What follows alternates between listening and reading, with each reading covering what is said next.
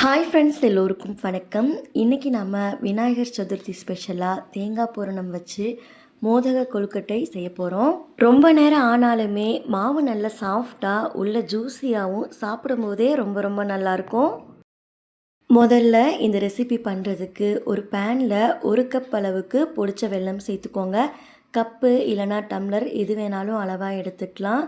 அடுத்து 1/4 கப் போல் தண்ணி சேர்த்துட்டு இதை நல்லா ஒரு டைம் கலந்து விட்டுக்கோங்க. வெல்லம் தண்ணியில் கரைஞ்சாலே போதும், பாகுப்பதம் வரணும்னு அவசியம் இல்லை. இந்த அளவுக்கு நல்லா கொதித்து அதில் இருக்க வெல்லம்னா கரைஞ்சி வந்ததுக்கப்புறமா ஸ்டவ் ஆஃப் பண்ணிவிட்டு இதை வடிகட்டி தனியாக எடுத்து வச்சுடுங்க.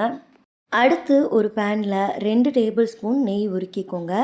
நெய் நல்லா உருகி வந்ததுக்கப்புறமா இதில் 1 கப் அளவு தேங்காய் துருவல் சேர்த்துக்கோங்க.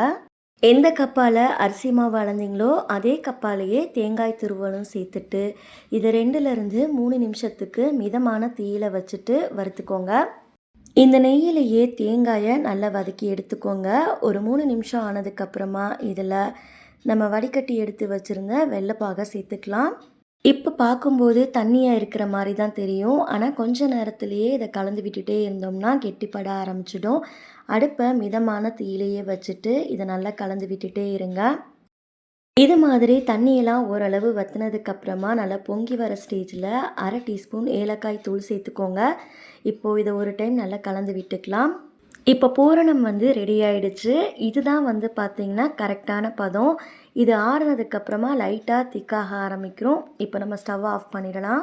அடுத்து கொழுக்கட்டை மாவு ரெடி பண்ணுறதுக்காக ஒரு அகலமான பாத்திரத்தில் 1 கப் அளவு அரிசி மாவு சேர்த்துக்கோங்க. நான் வீட்டில் அரைச்ச இடியாப்ப மாவு யூஸ் பண்ணியிருக்கேன். நீங்கள் கடைகளில் கிடைக்கிற கொழுக்கட்டை மாவு இல்லை இடியாப்ப மாவு எது வேணாலும் யூஸ் பண்ணிக்கலாம். இப்போது இது கூட தேவையான அளவுக்கு உப்பு சேர்த்துக்கோங்க. கூடவே 1 டேபிள் ஸ்பூன் போல் நெய் சேர்த்துக்கோங்க.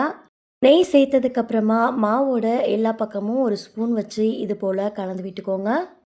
கொழுக்கட்டை மாவுக்கு தண்ணி பார்த்திங்கன்னா இது போல் நல்லா கொதித்ததுக்கப்புறமா இதிலேருந்து கொஞ்சமாக தண்ணி எடுத்துட்டு மாவோட கொஞ்சம் கொஞ்சமாக சேர்த்து ஒரு ஸ்பூன் வச்சு நல்லா கலந்து விட்டுக்கோங்க. கொஞ்சம் கொஞ்சமாக தேவையான அளவுக்கு தண்ணி சேர்த்துட்டு மாவை இது போல் நல்லா கலந்து எடுத்துக்கோங்க. நம்ம தண்ணி சூடாக சேர்க்குறதால மாவு சீக்கிரமாகவே சாஃப்ட் ஆயிரும். இப்போ இது சூடாக இருக்குங்கிறதால நல்லா கலந்ததுக்கப்புறமா இதை மூடி போட்டு மூடி வச்சுடுங்க. இது நல்லா ஆறி வரட்டும். இது நல்லா ஆறி வந்ததுக்கப்புறமா மாவு நம்ம பார்க்கும் போதே தெரியும், ரொம்ப சாஃப்டாக இருக்கும். கையிலேயே இது மாதிரி எல்லா மாவையும் திரட்டி எடுத்துக்கோங்க. இப்போ கொழுக்கட்டை மாவு ரெடி ஆகிடுச்சு. இதிலேருந்து கொஞ்சமாக மாவு எடுத்துட்டு ரவுண்டாக உருட்டி எடுத்துக்கோங்க. நான் இன்றைக்கி மோதகம் ஷேப்பில் இருக்கிற கொழுக்கட்டை மோல்டு யூஸ் பண்ணியிருக்கேன். உள்பக்கம் நெய் இல்லைனா நல்லெண்ணெய் அப்ளை பண்ணிவிட்டு மாவை வச்சுடுங்க. இப்போது பூரணம் வைக்கிறதுக்காக நான் செய்கிற மாதிரியே எல்லா பக்கமும் இது போல் அழுத்தி விட்டுக்கோங்க. நடுவில் கேப் கிடச்சிடும். இப்போது இதில் நம்ம பூரணம் ரெடி பண்ணி வச்சுருக்கோம் இல்லையா, அதை வச்சுக்கலாம்.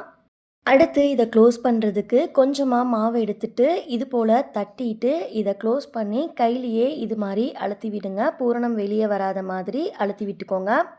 அவ்வளோதான். இப்போ நம்ம இதை ஓப்பன் பண்ணிடலாம். இது போலவே பேலன்ஸ் இருக்க மாவுலையும் நம்ம மோதகம் ரெடி பண்ணி ரெடியாக எடுத்து வச்சுக்கலாம். கொழுக்கட்டைகள் எல்லாமே ரெடி ஆகிடுச்சு. இப்போது இதை நம்ம ஸ்டீமர் இல்லைனா இட்லி பாத்திரத்தில் ஒரு 10 நிமிஷத்துக்கு வேக வச்சு எடுத்துக்கலாம். ஒரு 10 நிமிஷத்துக்கு அப்புறமா நம்ம ஓப்பன் பண்ணி பார்த்தோம் அப்படின்னா கொழுக்கட்டைகள் எல்லாமே நல்லா சாஃப்டாக வெந்து கிடச்சிடும். அவ்வளோதான், நம்மளோட மோதக கொழுக்கட்டை ரெடி ஆகிடுச்சு. கண்டிப்பாக வீட்டில் ஒரு டைம் ட்ரை பண்ணி பாருங்கள். ட்ரை பண்ணி பார்த்துட்டு உங்களுக்கு எப்படி வந்ததுன்னு மறக்காமல் உங்களோட ஃபீட்பேக் ஷேர் பண்ணிக்கோங்க. நெக்ஸ்ட் ஒரு ரெசிபி வீடியோவில் பார்க்கலாம். தேங்க்ஸ் ஃபார் வாட்சிங். பபாய்.